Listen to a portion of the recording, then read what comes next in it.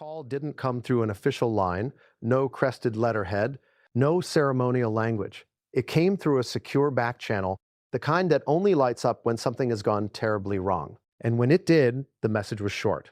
Before we continue, please hit the like button, subscribe to the channel, and turn on the notification bell for updates. Too short.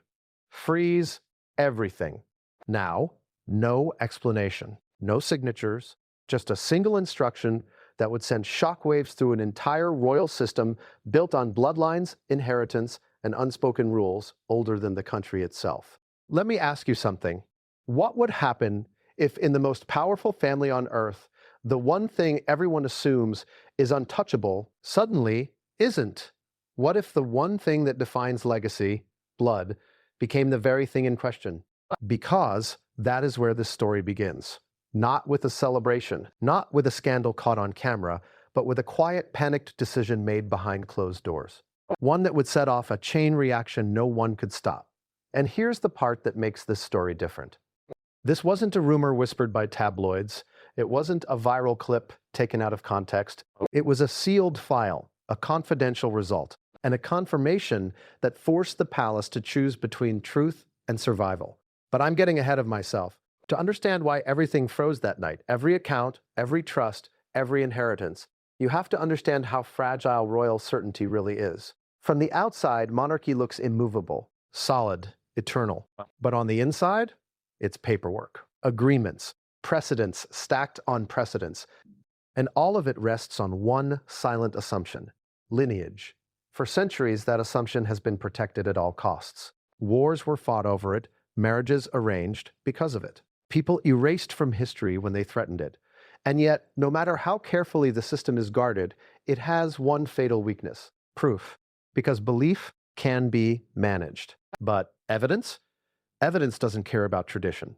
Now imagine this: a young royal couple, celebrated by the public as a symbol of renewal. The press can't get enough of them. Every smile analyzed, every gesture decoded.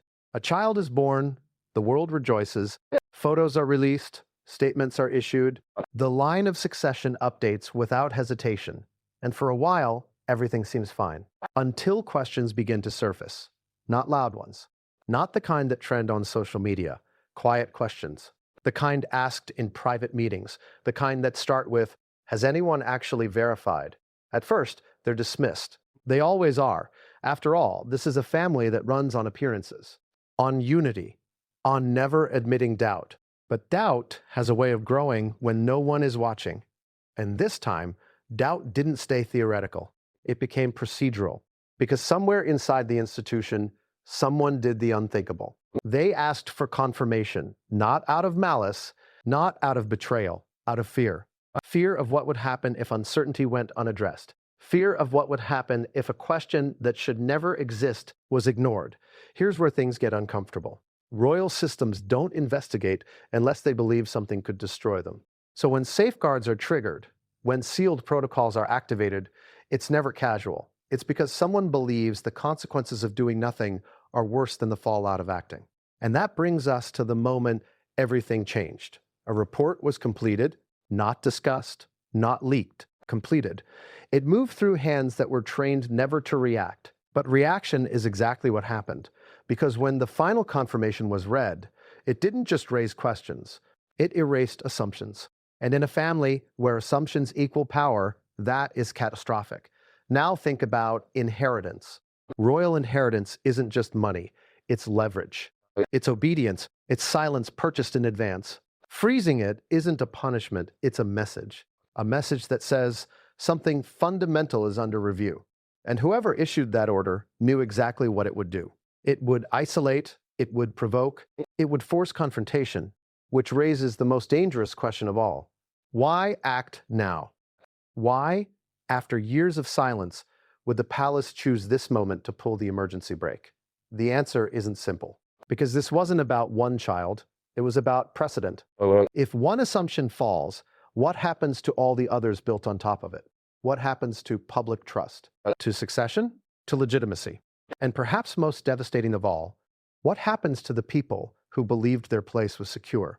Because while the institution moves coldly, personally, this is a human story. A father who believed. a family that presented certainty to the world, and a system now scrambling to contain something that can't be unseen. Behind the scenes, phones rang all night.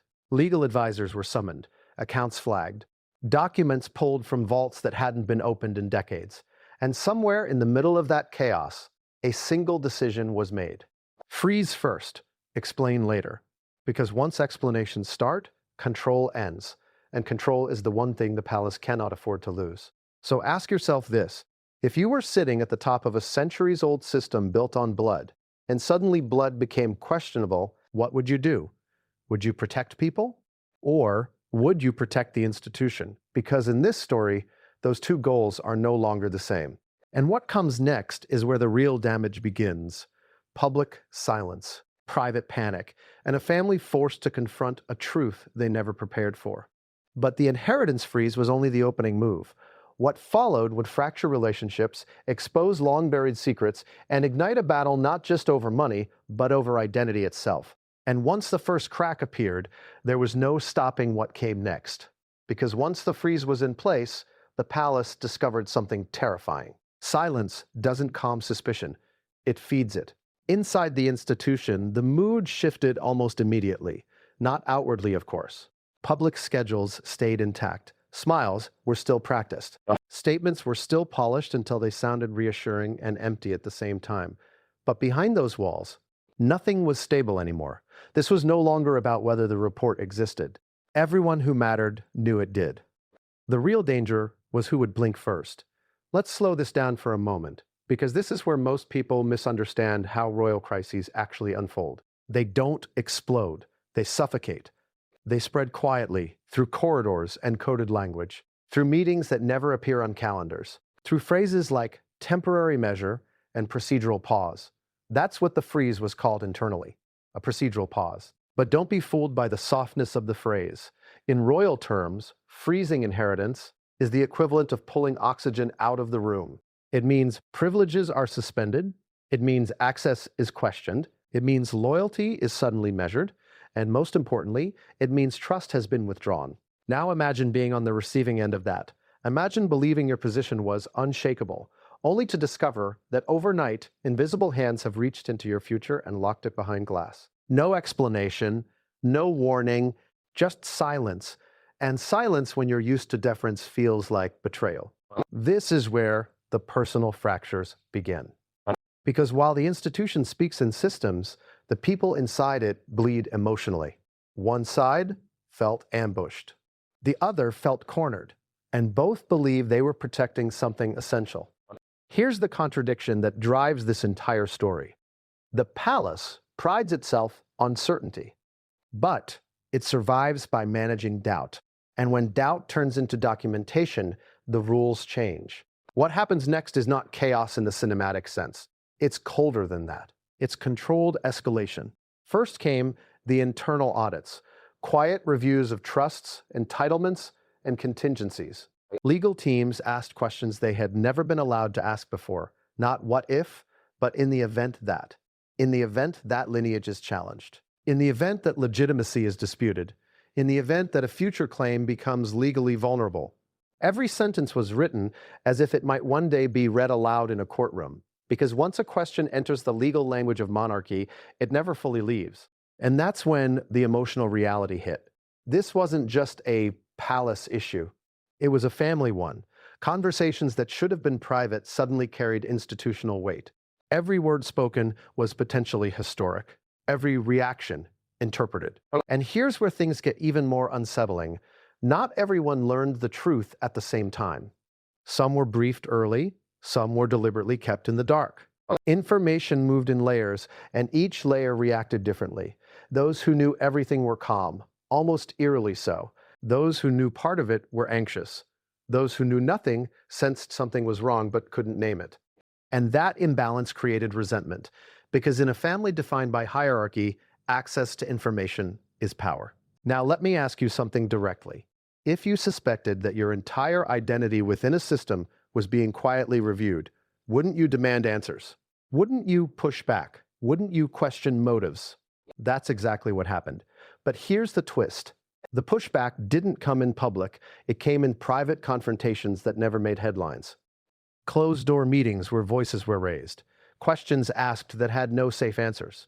Not accusations, clarifications. Clarifications are more dangerous because they imply something needs to be clarified in the first place. And once that door opens, there's no graceful way to close it again.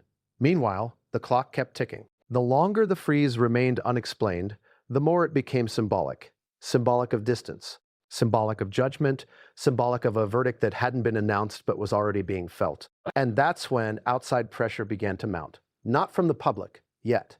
From advisors, from strategists who understood optics better than truth. They warned of fallout, of narratives forming without permission, of silence being interpreted as confirmation. But the institution hesitated, because speaking too soon risked validating questions they weren't ready to answer, and speaking too late risked losing control entirely. This is the trap of secrecy. It protects you until it destroys you. Now, let's talk about the report again, because up until now, it's been a shadow, a presence felt, but not examined. What made it different wasn't just what it contained. It was how it was handled. This report bypassed usual channels. It wasn't debated in committee. It wasn't softened with language. It was delivered, read, and locked. That alone told insiders everything they needed to know. When something is locked instead of circulated, it's because consensus is impossible. And consensus in royal systems is everything. Without it, action becomes defensive. That's exactly what the freeze was. A defensive move, not a punishment, not a declaration, a pause designed to buy time. But time has a cost. Every day, without explanation, hardened positions. And hardened positions lead to ultimatums. Inside the family, lines began to form. Not openly, but subtly. Who attended which meetings? Who stopped returning calls? Who suddenly insisted on everything being handled through representatives? Distance grew. And distance breeds suspicion. Now here's something most people don't realize. In royal families, money isn't just wealth. It's validation. It's reassurance that you belong. So when inheritance is frozen, the message isn't financial. It's existential. It says, your place is under review. And for someone whose entire life has been defined by place, that is destabilizing beyond measure. This is where emotions spill over, where rational discussions give way to raw fear. Fear of loss. Fear of humiliation. Fear of being quietly erased. And fear makes people unpredictable, which is why the next phase of this story was inevitable. Because once fear takes hold, secrets don't stay buried. They surface. Sometimes intentionally, sometimes accidentally, and sometimes as leverage. That's when whispers started, not in tabloids. In legal language, in hypothetical scenarios discussed just in case, scenarios that should never have been spoken aloud. Scenarios that, once voiced, could no longer be undone. The institution had hoped the freeze would contain the situation. Instead, it amplified it, because the question everyone was now asking wasn't whether something had happened, it was how far it would go. Would the pause become permanent? Would clarification become declaration? Would silence become separation? And perhaps the most dangerous question of all, what if the truth, whatever it was, no longer mattered as much as how the palace handled it? Because perception, once damaged, doesn't wait for facts. It fills the gaps on its own. And that is when the palace realized something chilling. They weren't just managing a crisis, they were racing it. Racing against leaks, against resentment, against a narrative that was beginning to form without them. And the longer they delayed, the more control slipped through their fingers. The inheritance freeze was meant to slow things down. Instead, it lit a fuse, because what came next wasn't quiet, it wasn't procedural, it was personal. And once the story moved from documents to emotions, from systems to people, there would be no clean resolution, only consequences. But the most explosive development hadn't happened yet, not even close. Because while everyone was focused on money, access, and silence, someone else was asking a far more dangerous question. Not, what does this mean for the future, but who knew this before we did? And when that question was asked, the entire story shifted. Because if knowledge was withheld, then this wasn't just a crisis, it was a betrayal. And the answer to that question would change everything. So who knew? That single question detonated inside the palace like a delayed charge. It wasn't shouted, it wasn't even spoken loudly. It was asked calmly, almost politely, in a room where everyone understood what it implied, because if someone knew before the freeze, if someone acted late instead of early, then this wasn't a procedural failure, it was a human one. And in a system built on loyalty, delayed truth is indistinguishable from deception. Here's where the story takes a darker turn. The palace didn't launch an investigation the way you'd expect. No sweeping interrogations, no dramatic confrontations. That would have created records, paper trails, liability. Instead, they did something far more surgical. They reconstructed timelines. Who requested what? When files were accessed? Which protocols were activated and which were quietly ignored? It wasn't about proving guilt. It was about identifying exposure, because the institution could survive uncertainty. What it couldn't survive was the idea that uncertainty had been managed selectively. This is how betrayals inside powerful families actually surface, not through confession, but through inconsistency. A meeting held too early, a document reviewed too quickly, a reaction that came before the question was officially asked. And as those timelines came together, patterns emerged, uncomfortable ones. Certain safeguards had been bypassed. Certain assumptions had been preserved longer than they should have been. And certain individuals had argued repeatedly that confirmation was unnecessary. Why? That's the question no one wanted to answer out loud. Because the moment motive enters the conversation, innocence stops being presumed. Let's pause here and talk about denial. Denial inside institutions isn't emotional, it's strategic. People don't deny because they don't believe something might be true. They deny because acknowledging it would force action they're not prepared to take. And action has consequences. Consequences ripple outward. They don't stay contained. So when early concerns were raised, quietly, cautiously, the response wasn't outrage. It was reassurance. Reassurance that things had been handled, that assumptions were sound, that asking further questions would only complicate matters. Those phrases matter because they weren't about truth. They were about stability. Now imagine being the person who later realizes that reassurance may have been premature. Imagine understanding that by prioritizing calm, you may have postponed reckoning. And now the reckoning is here. That's when defensiveness sets in. Because defensiveness isn't about being wrong. It's about being exposed. Inside the family, conversations grew sharper. Not louder, sharper. Every exchange carried subtext. Every pause felt loaded. People began choosing their words with legal precision, not because lawyers were present, but because everyone understood lawyers might one day read transcripts of memory. And then came the second shock. Not the report, not the freeze, but a quiet realization that the institution itself might be split. Not publicly, internally. There were those who believed the freeze was overdue. That the system had waited too long, that delay had turned risk into crisis. And there were those who believed the freeze was reckless, that acting without consensus was destabilizing, that it invited exactly the kind of chaos the monarchy existed to prevent. Neither side believed they were wrong. Both believed they were protecting something essential. And when protection becomes subjective, unity fractures. Here's where things become intensely personal. Because the child at the center of this storm, remember, this is still a human being, wasn't part of any of these decisions. Yet every adult conversation now orbited that reality. How do you reconcile institutional caution with human consequence? How do you pause a future without acknowledging the emotional fallout? The palace tried to do both, and failed, because while internal debates raged, the outside world began to notice the absence. Not what was said, what wasn't. Schedules changed, appearances were postponed, references quietly disappeared from official materials. Nothing obvious. But absence, when repeated, becomes a message. And the press, always watching, began to sense it. Speculation didn't start with headlines. It started with questions. Why the silence? Why the delay? Why the financial maneuvering? And once speculation starts, it doesn't wait for permission. Inside the palace, alarm bells rang. The longer they delayed a public narrative, the more control they lost over it. But crafting a narrative required agreement. And agreement was slipping. This is where the freeze backfired in a way no one predicted. By halting inheritance, the institution thought it was containing risk. Instead, it created a focal point, a symbol, a visible sign that something fundamental was under dispute. and symbols invite interpretation. Now, let's talk about the individual who felt the impact most directly. Because while institutions debate, individuals feel. Imagine waking up knowing that your future, financial, symbolic, emotional, has been placed on hold.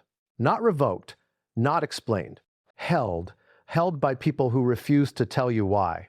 What would that do to you? Would you wait patiently? Or would you demand clarity? Because clarity, even if painful, is better than limbo. That demand came, not as a threat, as a plea, a request for explanation, for transparency, for reassurance that this was temporary. But the response wasn't what was expected. There was no direct denial, no affirmation, just process. Process is the enemy of reassurance because process has no empathy. And that's when trust truly began to erode. Trust in the system, trust in family, trust in the idea that truth would be handled with care. Behind the scenes, contingency plans were quietly explored, plans no one ever thought they'd need. What if the pause became permanent? What if roles had to be redefined? What if public acknowledgement became unavoidable? Each scenario carried consequences no one wanted to own. And yet, someone had to. Which brings us back to the most dangerous realization of all. This situation could no longer be solved internally, not without damage, not without choosing sides, not without accepting that some version of the truth, controlled or not, would eventually surface. The palace had been playing defense, but now it needed a strategy, a story, a decision. And the clock was no longer on their side. Because while they debated next steps, something else was happening quietly in parallel. Someone outside the core circle had begun asking questions, not emotional ones, practical ones, questions about documentation, about verification, about what had been assumed rather than proven. And once those questions left the inner sanctum, the crisis entered a new phase, a phase the palace feared most. Because when uncertainty escapes the room where it was born, it stops being manageable. It becomes contagious, and the next move, whether to speak, deny, or reveal, would define not just this moment, but the future of the institution itself. And the decision they were about to make would leave scars that no statement could ever fully erase. When questions escape the inner circle, they don't travel quietly, they echo. And once those echoes reached beyond the palace walls, the nature of the crisis changed overnight. Because now it wasn't just about what the institution knew, it was about what others might soon discover. Here's the uncomfortable truth about secrecy at the highest levels. It works only when everyone agrees to protect it. The moment even one person starts asking the wrong questions in the right way, the structure weakens. And this time, the questions weren't emotional. They weren't accusatory. They were procedural, requests for clarification, inquiries framed as due diligence, conversations disguised as hypotheticals. Those are the most dangerous kind.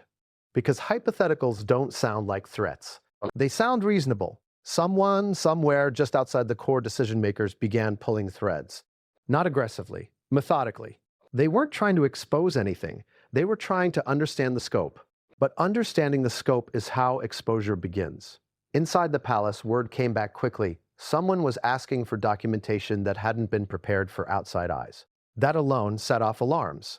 Because documentation, unlike tradition, can't be explained away with ceremony. It either exists or it doesn't. And if it exists, it can be interpreted. That's when the institution faced a grim realization. They were no longer deciding whether to act. They were deciding how to respond to an action already in motion. This is where royal crises diverge from ordinary ones. In most organizations, transparency is a release valve. In monarchy, transparency is a risk multiplier. Every detail revealed invites interpretation. Every clarification opens a new question. So the instinct is always the same: delay, contain, control.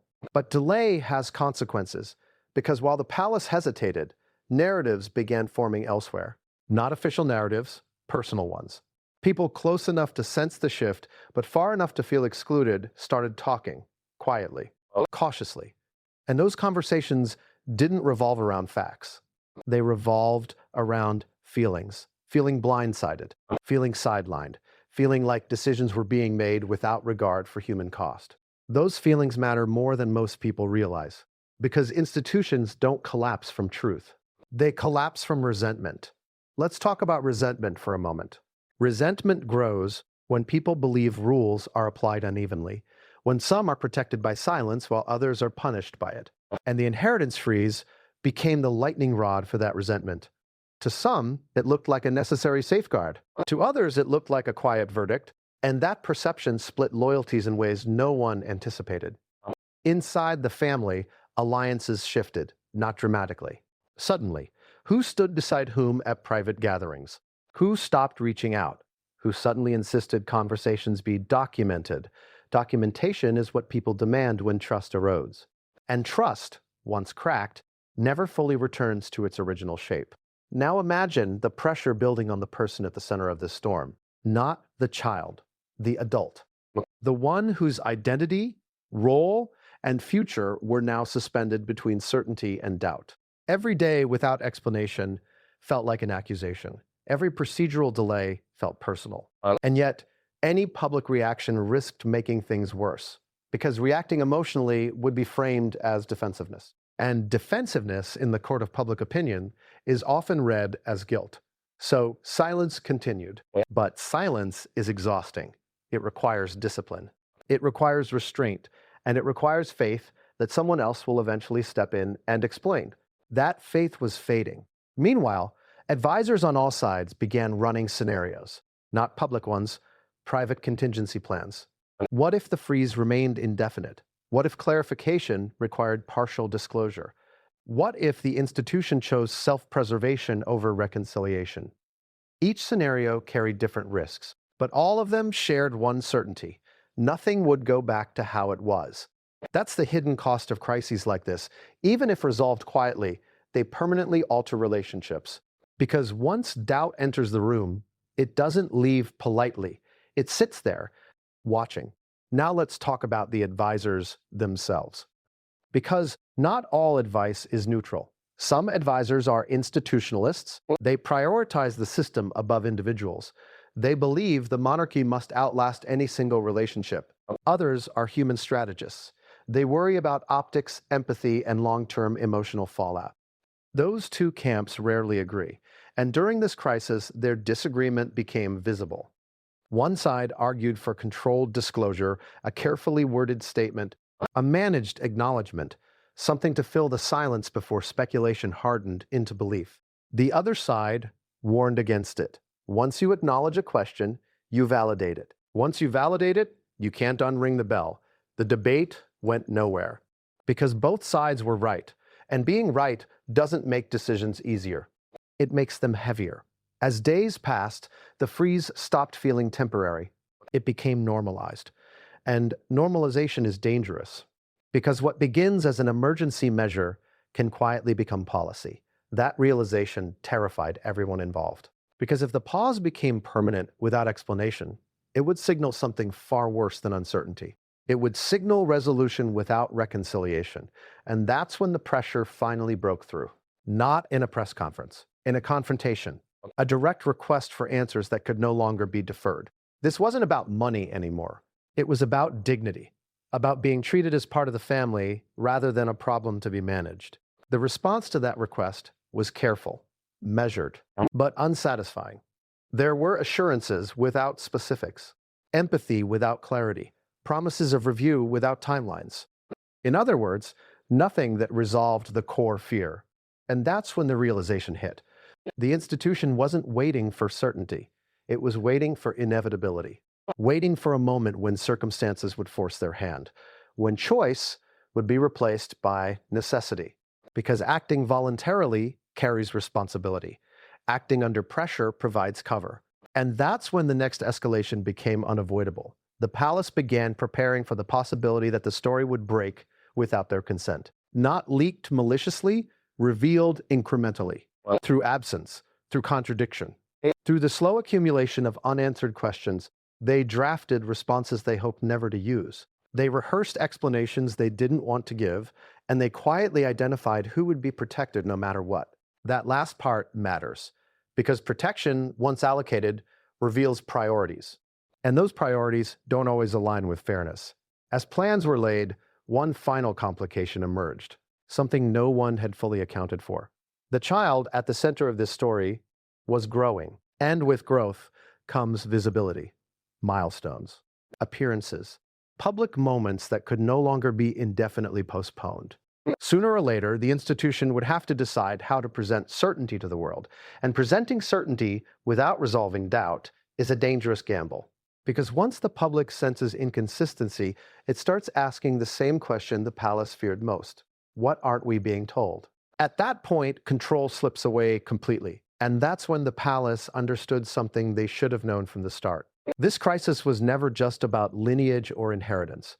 It was about credibility, about whether the institution could still command belief in an age where belief is constantly challenged. And the next decision would determine that. Would they confront the issue head on, or would they retreat further into silence and hope the storm passed? They had days, not months, to decide, because events were already in motion, appointments scheduled, expectations set, eyes watching for signs. And somewhere beyond the palace gates, someone else was preparing to speak. Not to accuse, to explain. And when that voice entered the conversation, the balance of power would shift permanently. Because once an alternative narrative exists, the institution no longer controls the story. It reacts to it. And reaction, no matter how polished, always looks like weakness. The next move would define everything, and it would come sooner than anyone was ready for. That alternative voice didn't announce itself. It didn't arrive with a press release or a carefully staged interview. It emerged quietly, in fragments, conversations that weren't meant to be overheard, questions that were asked one time too many, a presence that suddenly made itself felt in rooms where certainty used to rule. Because when someone prepares to explain rather than accuse, they don't need spectacle, they need timing. And the timing, finally, was perfect. Inside the palace, the first sign came as an anomaly.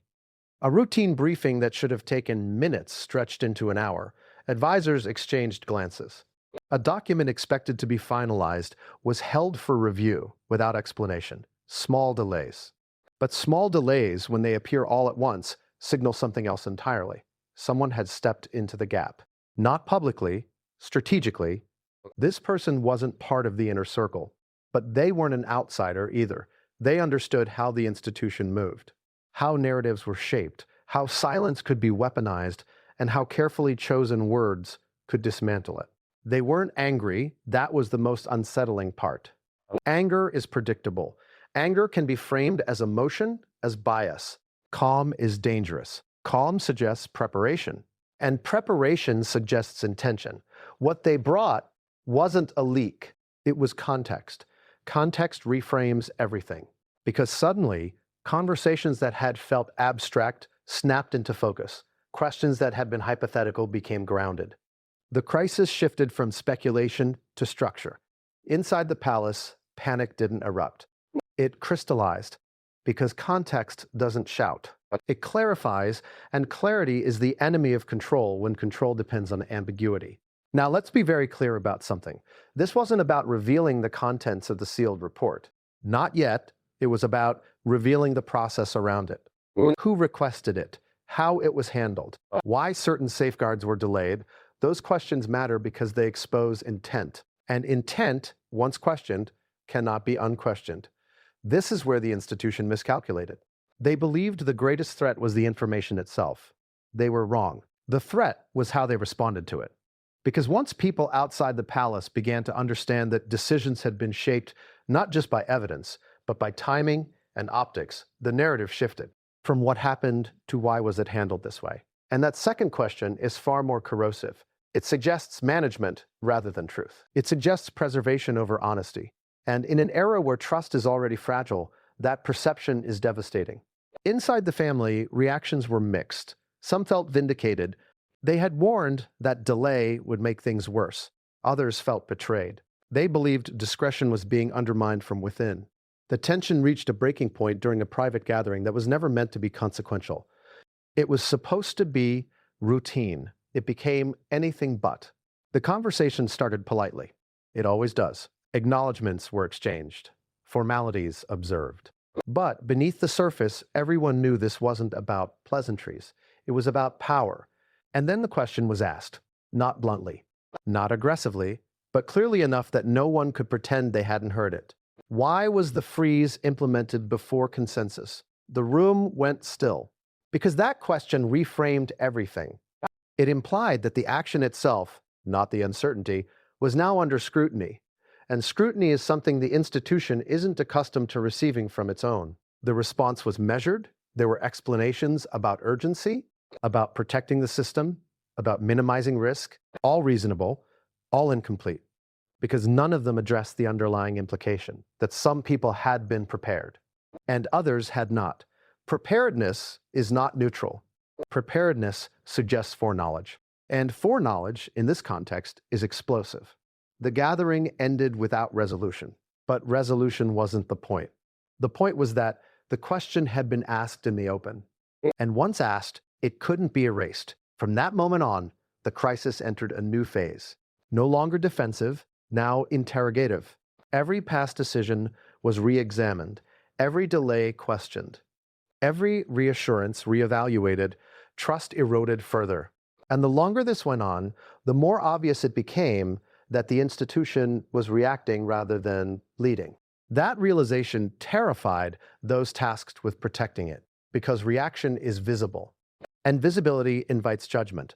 At the same time, the person preparing to explain continued their work. They didn't rush. They understood something crucial. When you rush truth, it looks like damage control. When you let it emerge naturally, it looks inevitable. They gathered documentation, not secret files, public records, timelines, statements that contradicted one another when placed side by side. They weren't trying to expose a scandal. They were preparing a narrative. And narratives, once formed, have momentum. The palace sensed it. They could feel control slipping. And so they did what institutions often do when cornered. They considered sacrifice, not publicly, internally. Which relationships could be strained without long-term damage? Which figures could absorb blame? Which explanations would be accepted with minimal resistance?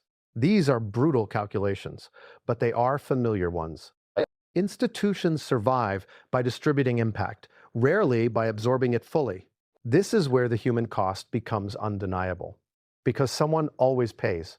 Someone's reputation, someone's sense of belonging, someone's future. And the closer the institution came to deciding who that would be, the more emotionally charged the situation became. Families are not designed to withstand this kind of pressure. They fracture. They harden. They retreat into camps. That's exactly what happened. Communication slowed. Messages became formal. Every interaction felt transactional. The warmth that once masked hierarchy disappeared. What remained was structure. Cold, efficient, unforgiving. Meanwhile, the outside world grew restless, not because they knew the details, because they sensed avoidance. Avoidance is visible. It shows up in phrasing, in absence, in inconsistency. And once audiences sense avoidance, they begin filling gaps with imagination. Imagination is dangerous. It creates stories more compelling than reality. The palace knew this. They debated whether to preempt speculation with a controlled narrative. But control requires unity, and unity was gone. The moment of decision approached. Either the institution would speak carefully, partially, strategically, or it would remain silent and allow others to define the story. Neither option was safe, but indecision was the most dangerous of all. As this debate unfolded, the person preparing to explain received confirmation not of facts, of readiness. The audience they needed was listening. The moment was approaching. And with it, the end of plausible deniability. Because once explanation enters the public sphere, even in fragments, it reframes silence as choice rather than caution.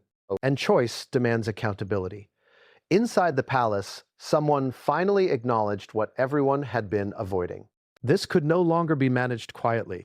The freeze was no longer a pause. It was a signal. And signals demand interpretation. The institution had one last chance to shape that interpretation. To speak first, or be spoken about. The decision was made. Not unanimously, but decisively. A response would be prepared. Not a full disclosure, not a denial. Something in between. Enough to reclaim narrative control. Enough to slow the spread. Enough to buy time. But time was no longer abundant. Because the person who had been preparing to explain had already chosen their moment, and once they spoke, the palace's response, no matter how polished, would sound like reaction, not leadership. And that difference would be felt deeply, because when institutions lose the ability to lead the story, they lose something far more valuable than reputation. They lose authority. And authority, once questioned, is almost impossible to restore. The next 48 hours would determine everything: relationships, legacies, the future of the system itself. And as plans were finalized and statements drafted, one truth became unavoidable. The inheritance freeze was no longer the headline, it was the prologue. What followed would redefine loyalty, expose fault lines that could never be sealed again, and force every person involved to choose between silence and consequence. And the first words of that explanation, whenever they landed, would set the world on fire. The first words of that explanation were rehearsed a dozen times, then rewritten, then stripped back until they barely said anything at all, because the institution had learned the hard way that too much clarity could be just as dangerous as silence. Inside a secured room, advisors sat around a long table, papers spread like a battlefield map. Every sentence was weighed not for truth but for consequence. If we say this, what does it imply? If we don't say that, what will people assume? If we acknowledge uncertainty, do we legitimize doubt? This was no longer communication. It was triage. And here's the part no one outside ever sees. When an institution prepares to speak under pressure, it doesn't ask what is right, it asks what is survivable. The draft that finally emerged was careful to the point of emptiness. It acknowledged ongoing reviews. It emphasized temporary measures. It reassured the public without confirming anything. In another context, it might have worked. In this one, it was already too late. Because while the palace prepared to speak, the other voice, the one that had been quietly gathering context, had moved faster, not louder, smarter. They didn't release a statement. They shared a timeline, a simple sequence of events, dates, decisions, gaps. No accusations, just chronology. And chronology is devastating because it doesn't tell people what to think. It lets them decide for themselves. The timeline didn't circulate publicly at first. It didn't need to. It reached people who mattered. Journalists who knew how to read between lines. Analysts who understood institutional behavior. And once they saw it, they recognized the pattern immediately. Delay, containment, reactive action framed as precaution. They had seen it before. Different institutions, different crises, same mechanics. That recognition changed everything. Because suddenly, the story wasn't speculative. It was familiar. And familiar stories spread faster than shocking ones. Inside the palace, someone realized the worst-case scenario was unfolding. They weren't losing control because of a leak. They were losing control because the narrative made sense. And when a story makes sense, it doesn't need confirmation. It needs repetition. That's when the internal debate turned urgent. Release the statement now. Hold it and revise. Delay another day and hope momentum fades. But momentum doesn't fade once it starts. It accelerates. The statement went out. On the surface, it was calm, reassuring, purposefully vague, but calm statements only work when people believe calm is justified. In this moment, calm felt evasive. The response was immediate, not outrage, analysis. Experts dissected every phrase. Commentators highlighted what wasn't said. Silence became louder than denial. And then the most damaging interpretation took hold.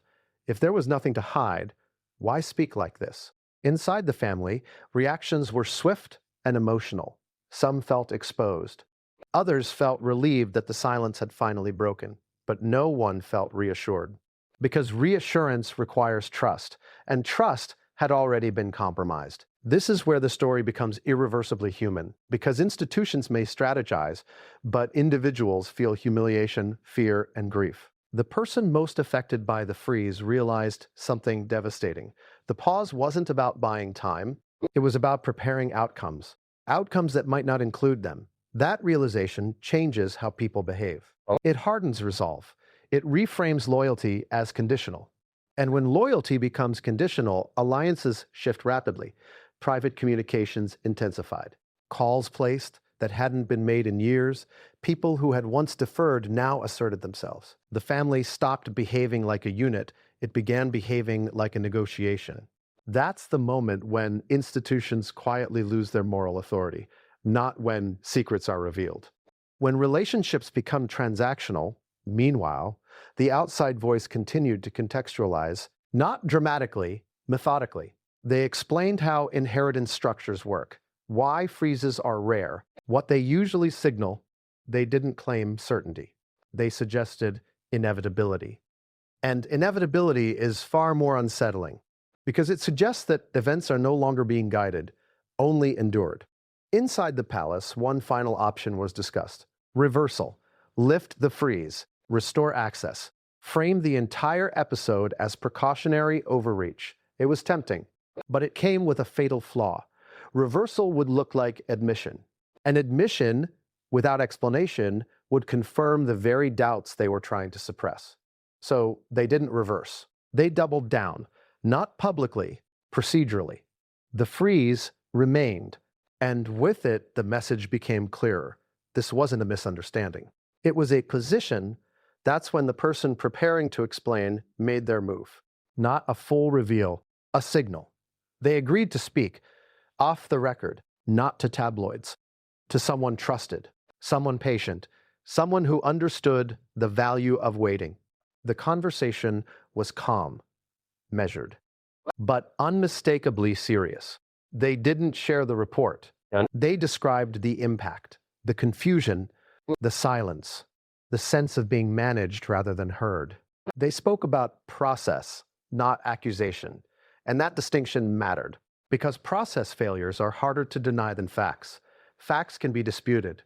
Process leaves fingerprints. The story that emerged from that conversation wasn't explosive. It was credible, and credibility is the one thing institutions fear most when they're not fully aligned. Once that story circulated quietly, pressure mounted fast. The palace's statement was no longer the final word. It was one version among several, and competing versions dilute authority. Inside, senior figures understood the stakes had changed. They weren't choosing between silence and speech anymore. They were choosing between shaping a partial truth or being overtaken by a fuller one. That's when the unthinkable was suggested. Direct engagement, not with the public, with the person at the center of the storm. A real conversation. Not mediated by advisors, not filtered through policy. Human to human. It was risky, dangerously so. But it was the only option left that didn't involve public escalation.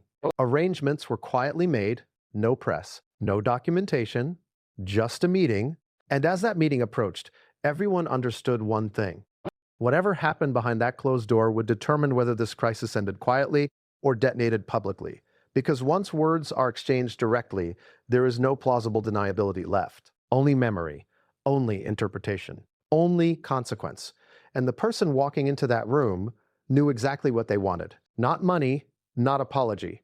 Acknowledgement of uncertainty, of mishandling, of the human cost of institutional caution. Whether they would receive it was another question entirely. Because institutions are not designed to apologize. They are designed to endure. And endurance often comes at a personal price.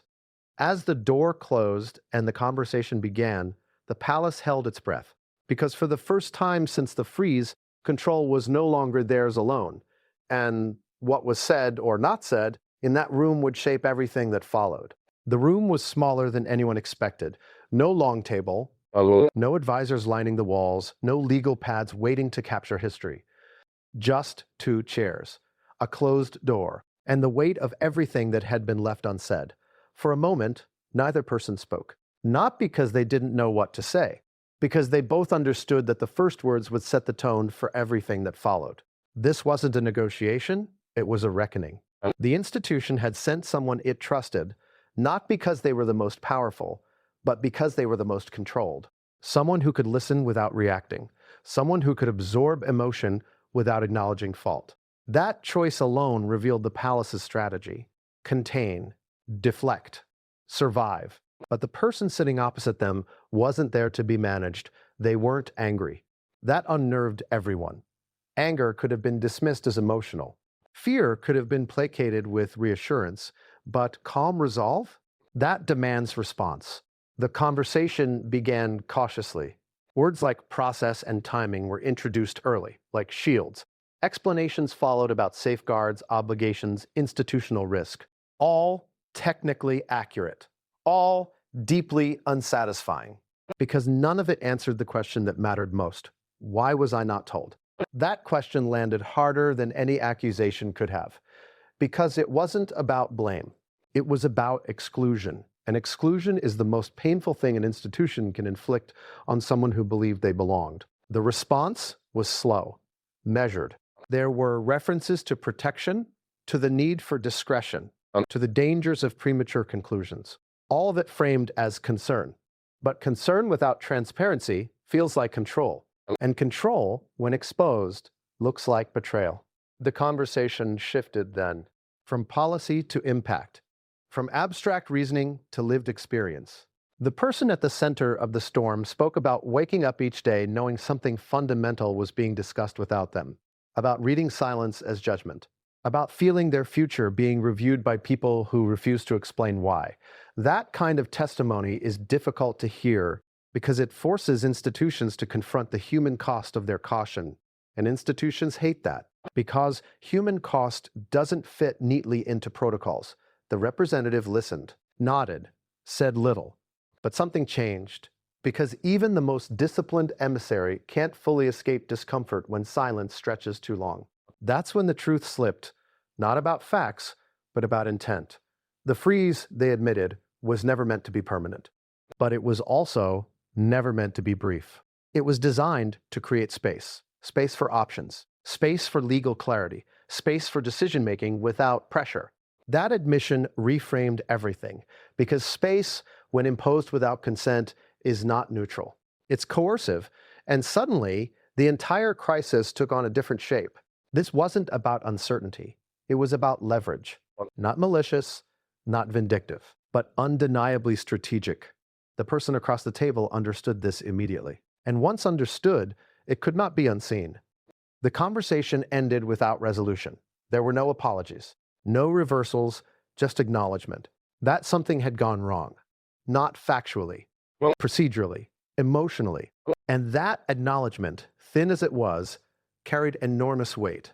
Because it confirmed what had been suspected all along. The institution had prioritized control over inclusion, protection over trust. As the door opened and the meeting concluded, both parties knew the same thing. This was not the end. It was the end of silence. Word of the meeting spread internally within hours, not details, implications, that lines of communication had reopened, that positions were shifting, that the institution might be forced to adapt rather than dictate.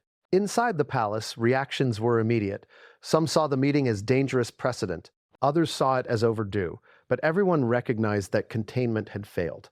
Once direct dialogue occurs, managing narrative becomes exponentially harder, because people talk. Not publicly, privately. And private truths have a way of surfacing. Outside, those watching closely noticed something subtle but significant. Tone changed. Statements softened. Language that had been rigid became conditional. Words like temporary gave way to under review. That shift did not go unnoticed. Analysts flagged it. Commentators questioned it because institutions don't soften language unless they anticipate change. And change was coming. The person who had been contextualizing the story adjusted their approach. They no longer needed to explain process. The process was now visible. They focused instead on consequence. What happens when trust erodes inside a system built on loyalty? What happens when inclusion is replaced by management? These questions resonated deeply because they extended beyond this story. They spoke to something universal. And that universality made the narrative powerful. Inside the family, relationships remained strained, but something else emerged: resolve. The person at the center of the crisis understood now that waiting passively would only prolong uncertainty. If clarity was going to come, it would have to be demanded, not publicly, but firmly. They requested timelines, parameters, defined endpoints to the pause. This request sent shockwaves through the institution, because timelines create accountability, and accountability limits flexibility.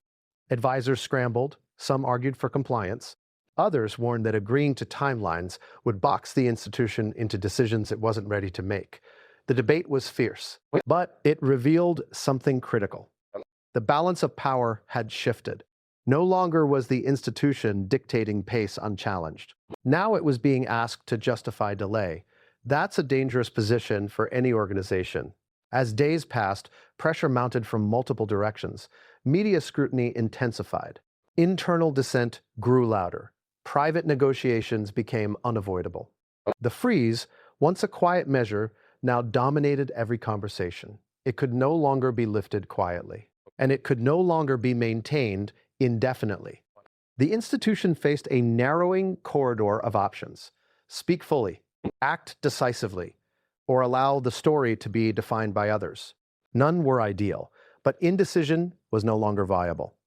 A final meeting was scheduled, not with advisors, with decision makers, those who understood that legacy was at stake. That meeting would determine whether the institution chose transparency or endurance, whether it acknowledged missteps or entrenched further, whether it treated this as a moment of reckoning or just another crisis to outlast.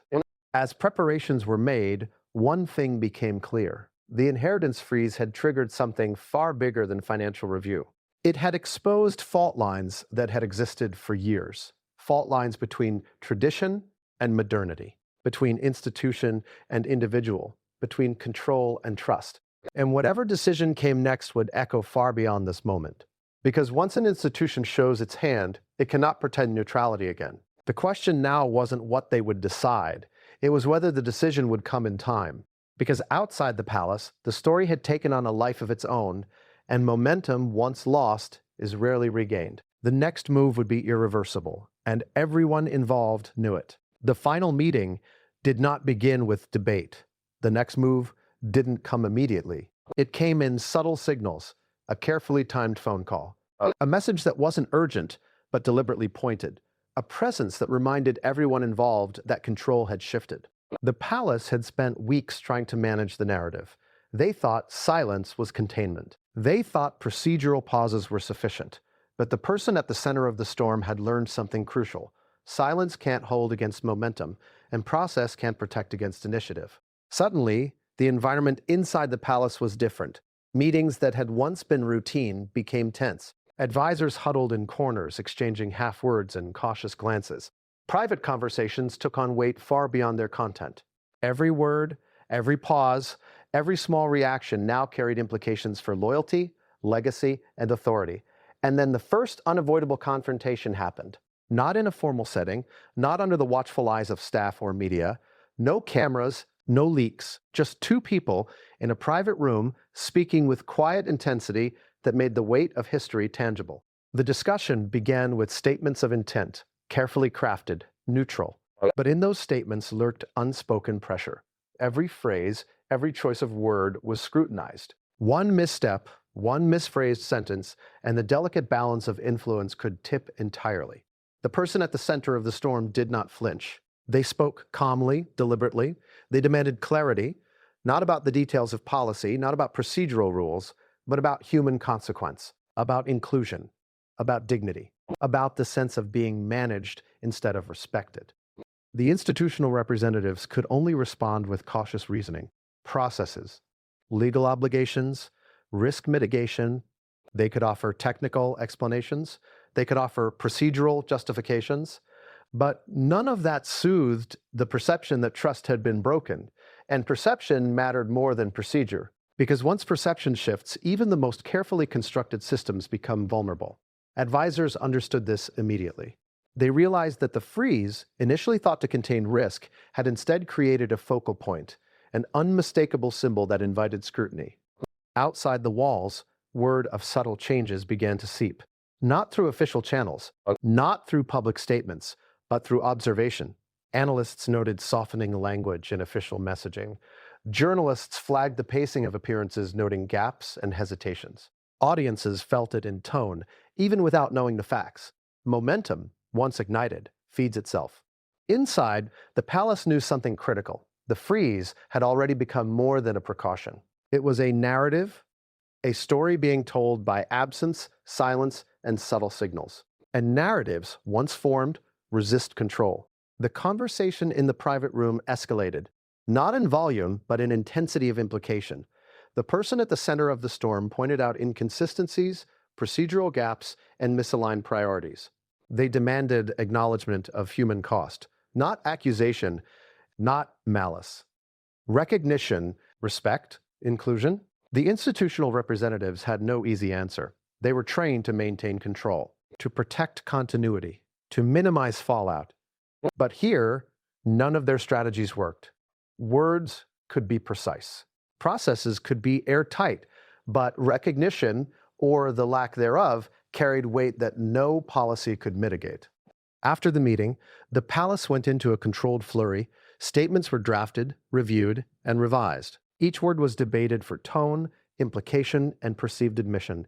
Every phrase intended to project calm was analyzed for unintended subtext. Timing became a weapon. Messaging became a strategy. But even as drafts multiplied, they understood that this moment could not be fully contained. The person at the center of the storm prepared their next move, not in haste, not in confrontation, in strategic patience. They knew that once public acknowledgement arrived, even in partial form, control would begin to shift irrevocably. Once the institution reacted, rather than initiated, the narrative belonged less to the palace and more to them. And that realization rippled through the palace. Advisors understood the stakes. Leadership understood the stakes. Even those previously confident in procedural immunity now recognized vulnerability. The first statement was released, carefully, measured, procedural, publicly calm. But internally, every member understood its limitations. It was a signal, not a resolution. External observers immediately noticed shifts. Analysts dissected language, timing, and phrasing. Private discussions speculated about unseen pressures. The narrative, now beyond the palace's unilateral control, begged,